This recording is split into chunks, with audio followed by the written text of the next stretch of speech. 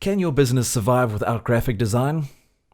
Well, let's get into it. My name is Ian, and you're watching Design.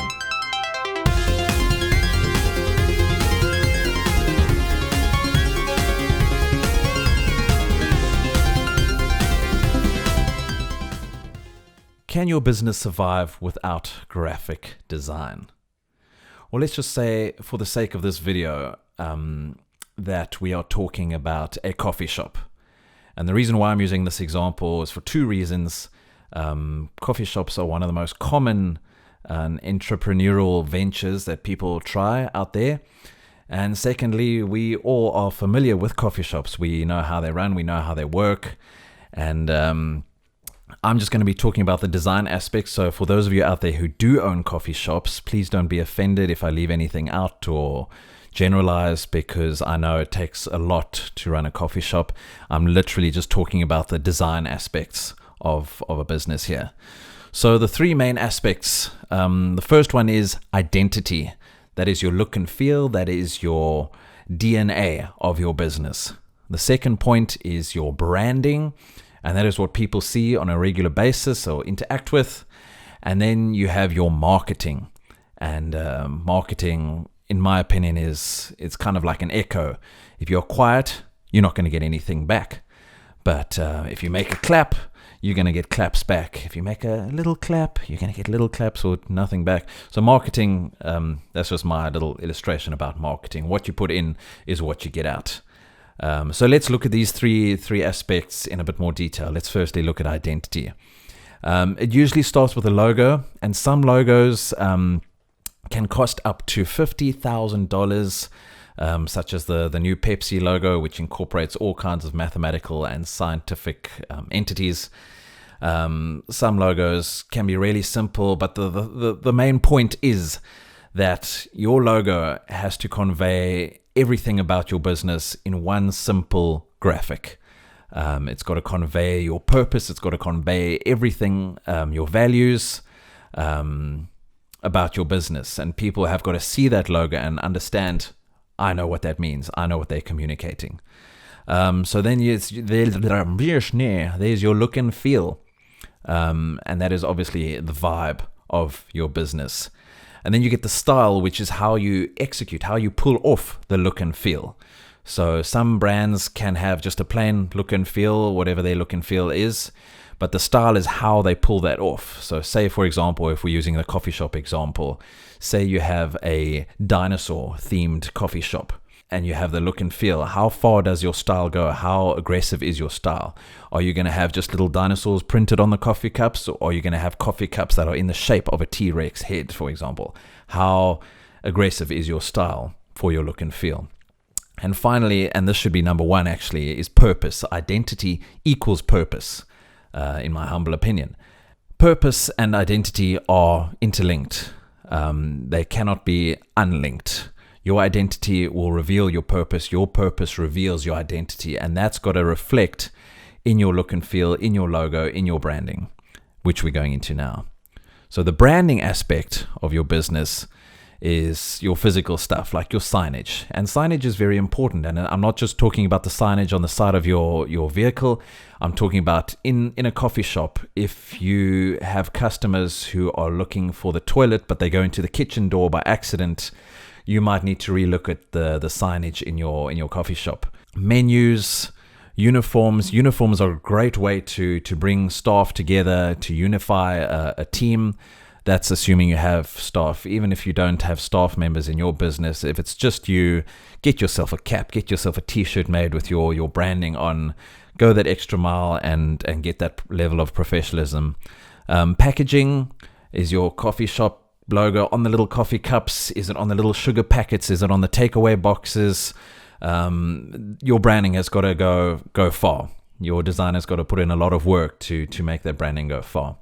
And the final aspect is marketing. And marketing, your designer's got to design stuff for an online presence, which is different to a social media presence, by the way. And also, while we're in a by the way section here, I just want to say that a graphic designer and a social media manager are two different things. Yes, they can be one thing together, but they're usually two separate people that work together. The designer will design the stuff that the social media manager will schedule and post on the correct platforms at the right times. Then there's print media. Are you extending your brand out into the newspaper, into your local community rags, magazines, flyers, leaflets, that kind of thing? And then multimedia. Are you making videos? Are you appearing on TV? Are there radio jingles? If so, does your brand carry over into those things? Does your look and feel, does your identity, does your purpose spill over into each of these things? If so, then your business is on the up and up. So what else is there?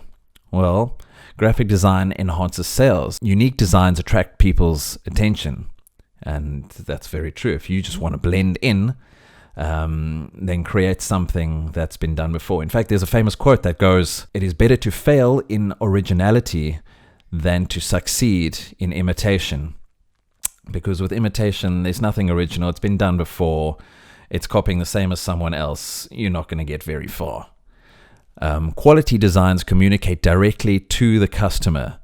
And that's very true. Your design has to put a lot of thought and effort into who this design is communicating with. If you are launching an iced coffee for elderly people at your coffee shop, your design has got to be designed specifically to communicate to elderly folk, for example. Good design reveals the professionalism of your business.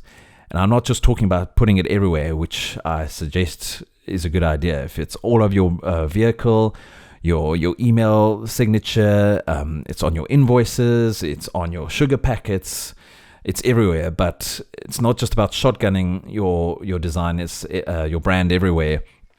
But good design reveals the professionalism of your business. Like, have you taken the thought and the effort to go that extra mile instead of just slapping a Stickman logo? Have you put some thought into it? So good design reveals the professionalism of your business.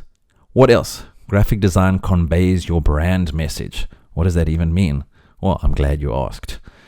So what message should the design deliver? That's something only you can answer as a business owner, but we'll get into that now. So your designer has to pick specific colors, shapes, and fonts to evoke a particular emotion. If we look at, for example, like I mentioned in the other videos, if you do a quick Google of McDonald's adverts, you'll see that there's a lot of yellow and red going on in the brand there. And that is not by accident. There is a very deliberate thought process that went behind that. So pick specific colors, shapes, and fonts that invoke a particular emotion. If we look at Nike use Futura Bold a lot in their designs, and that particular font also evokes a particular emotion. So finally, the emotion then becomes the message. So if you look at Puma adverts, you'll see Usain Bolt running on a black and white landscape, and it's very dramatic. But the advert doesn't say a thing about the Puma shoes or about the products. It's just conveying an emotion. And Audi and a lot of other brands do this too. The emotion becomes the message. If you're just trying to sell a shoe or a cup of coffee, that's just one step of 10 steps. You've got to go the whole 9 yards and sell the emotion of that will communicate with your customer and your clients. So without graphic design, your business probably won't succeed. And I'm not saying that in a nasty way. I'm saying that graphic design is very important to any business out there. Thank you for watching. My name is Ian, and you're watching Bizine.